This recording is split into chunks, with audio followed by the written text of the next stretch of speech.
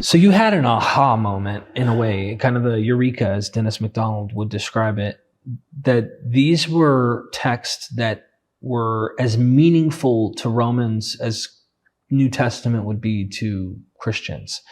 You stopped playing special pleading games that this is special and all others aren't kind of ideas. It seems like it almost like hit you. Like you already knew that. You already knew that it's literature. But like it was like a moment where this meant something to you, the same way the New Testament at one point meant something to you. And then it was like, this is special as well. Yeah. Why are we making that the special and this is not?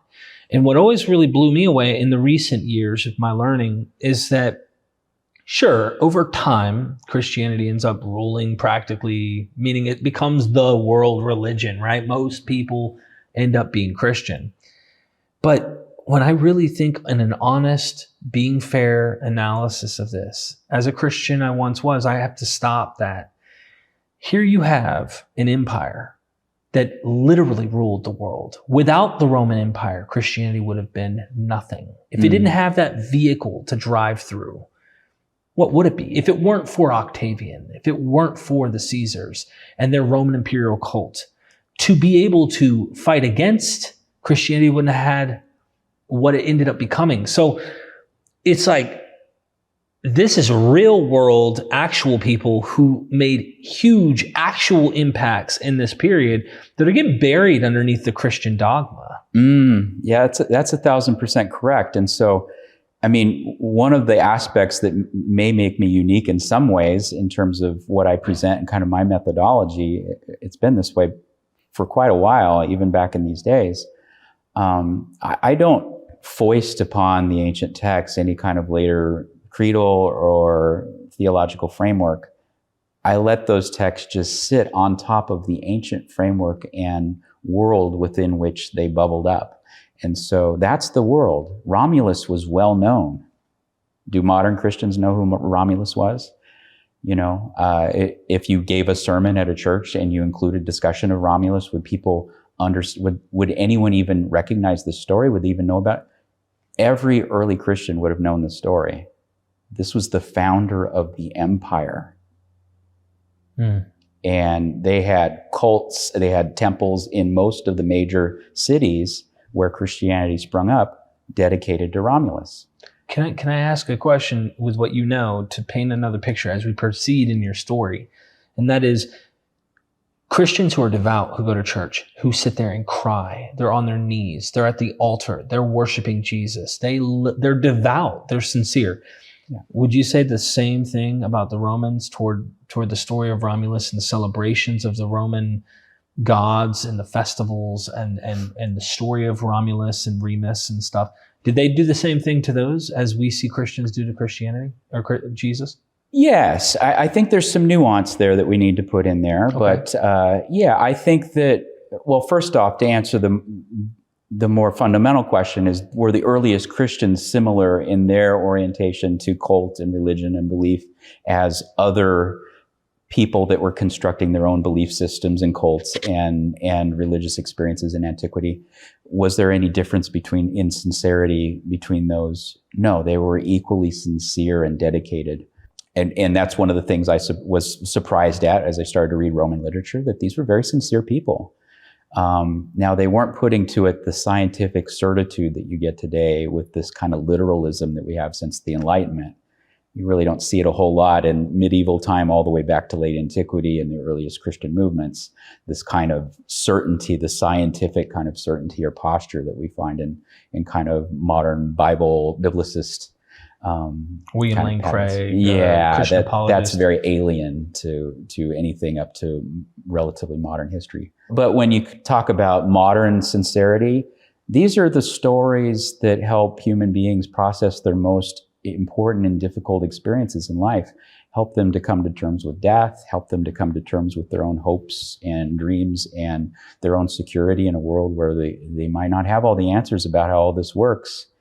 And our gods and myths and things like that fill in those gaps, and that's been going on for quite a long time in the human experience. And so there's a lot of continuity there. So you know too much at this point. And so Now that you know too much, nothing can go back to the way it once was. You're always moving forward.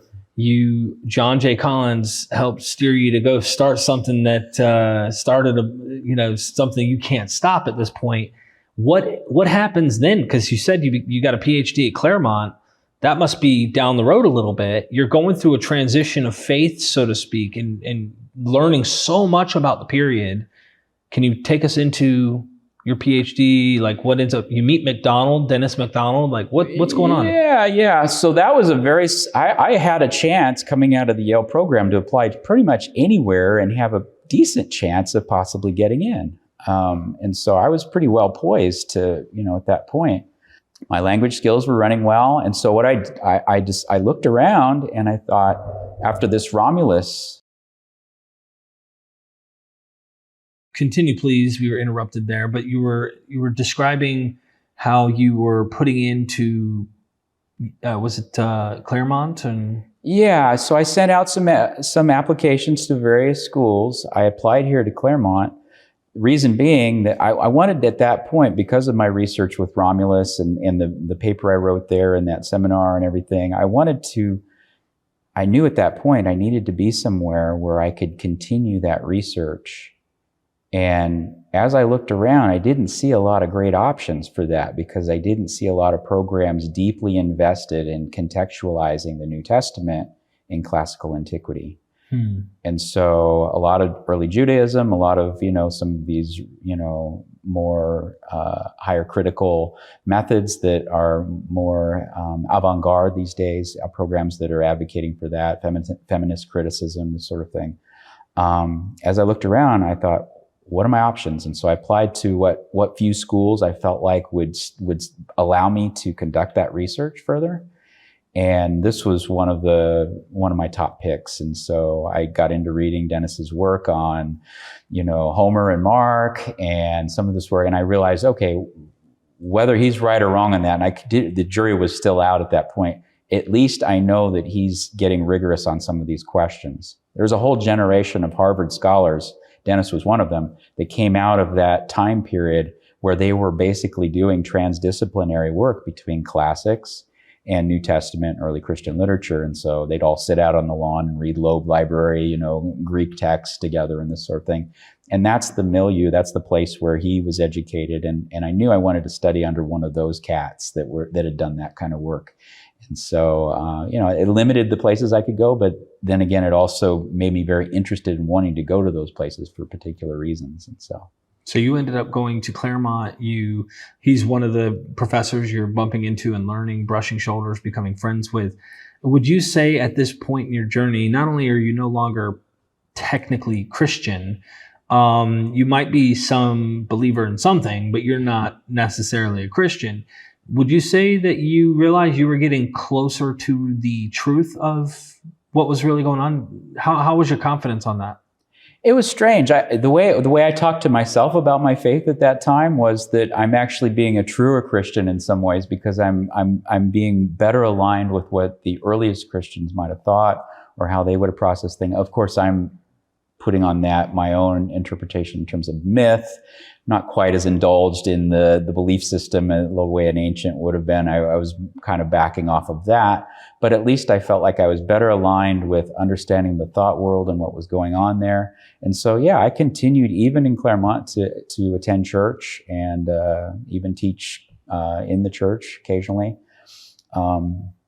They asked me not to eventually. Wow. Because I was too off the wall for them, too outside of the box. But yeah, that's kind of where I was at. There was still some threads that were holding it all together in some ways, even though I had already deconstructed in many ways many of the most sacred aspects of the religion, at least in terms of where my research had gotten me at that point. What would be the fair statement of like what happened to you at the end though?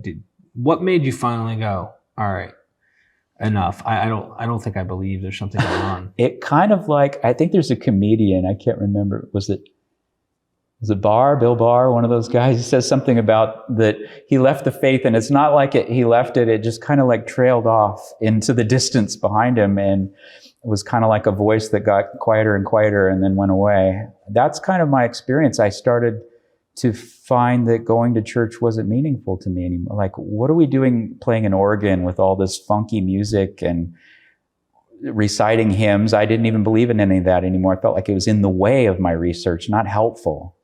And so, and I was way outside of the box in terms of what Christians that might attend church would want to hear from me. So I can't give anything. They can't give anything to me.